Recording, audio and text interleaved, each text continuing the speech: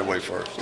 What is the bad news? No, I'm kidding. We get to fight another day. So I'm excited about our guys. We got a lot of work, for us this week. Obviously against LSU, and obviously from last week we know there's room for improvement. So our guys are excited to get back in there. We're as coaches excited to get back in there, and getting back to basics, tackling, being in position to make plays. Being able to get to a quarterback, and that's going to be really key. And it was one of the things that we had to do a better job of last week. And so, like I said, you're going down to Death Valley, playing a really explosive team who just came off a big loss themselves. So, we really got to go to work, and we got to really have a good game plan for this week. Pretty different style of offense than we saw last week. Absolutely. I mean, there's no question on that. You're going to see a little bit more two backs. They're still, dynamic on the perimeter with their guys. The one thing that you don't see as much as obviously or as often is the quarterback run game, which was really relevant a week ago. So, the biggest thing is, we've got to get back to basics, get back to tackling, getting back to playing with relentless effort. And those are the things that, we've got to get back to who we've been the last 8 weeks prior to last week. From what you saw, what was the problem with the tackling? Was it hesitation or A&M just that quick getting places that It's a little bit of both. When you look at the overall deal, you always give your opponent credit. And they're not the number one offense in the SEC without a reason. Obviously, we could have did a much better job as coaches of getting our guys in the right position and putting them in position, and getting ready for the speed of the game. I don't think it's like going against a wishbone team. You can't duplicate the speed of it until you're actually there. The one thing that makes it really different is obviously Manziel. He's a guy who, when you do cover guys, he's able to get out of the pocket, and he was able to, almost rush for over 200 yards on scrambles, no design runs, with the exception of the quarterback draws, which for the most part our guys played well. The biggest thing is being able to control him in the pocket, and we weren't able to do that. Red zone defense was really good for y'all last year. This year, numbers have gone down, especially the last two games. What's the difference, you think? Well, it was really high a year ago because we had more opportunities in the red zone. For example, I think the last 2 weeks we've had more opportunities in the red zone than we've had the entire season. So that was the biggest factor. The key for us as far as red zone defense this year was not allowing guys to be in the red zone, and that was a big factor.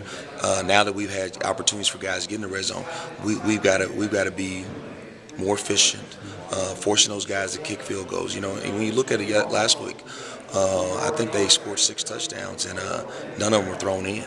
They were ran in, and so and 2 were on third down. Those were the critical points where you've got to really hone in and be great on third down, and then be ready to get guys out in the red zone. And so, I like to go back to the previous weeks where we weren't down there very often. But against teams like that, you're going to have those opportunities, and you have to win in the red zone, and we weren't able to do that. What were the breakdowns on those third down touchdowns, the 37-yard run, I think, the 22-yarder?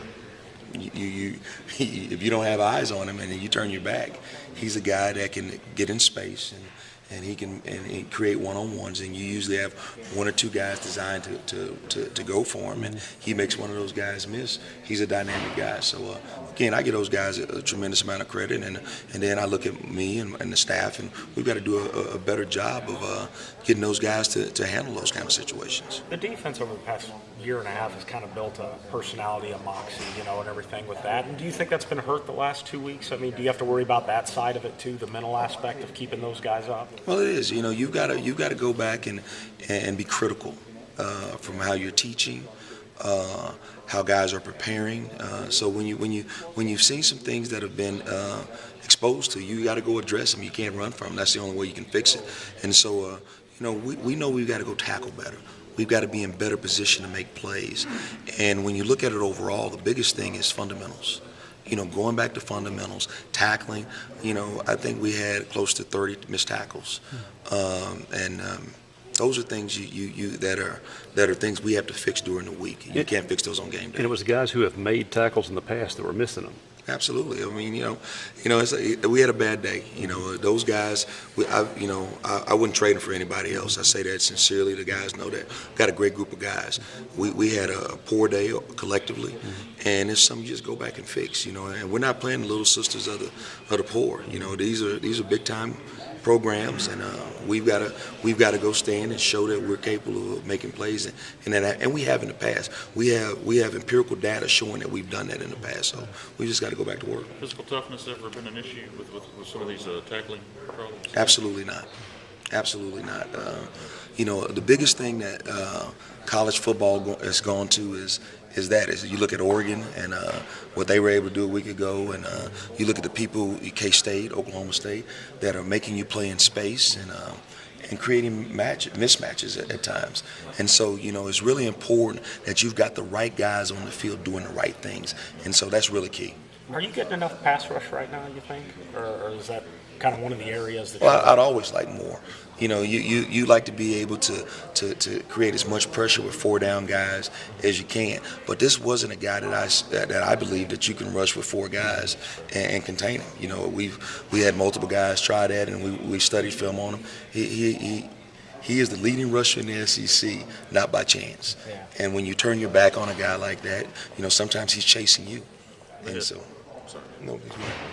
When they had Mettenberger going this past weekend against Alabama, does that really show you what that offense is capable of to get everything clicking? Absolutely. He played his best game of the season in his most critical moment, and he was able to really be efficient in the passing game.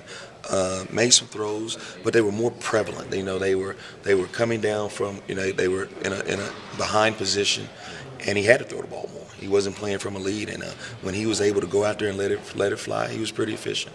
I know Dan said that SEC, every week, win or lose, you got to be ready to bounce back because they're all big games. But does the nature of the last 2 losses make it maybe a tougher mental hurdle for some of the guys?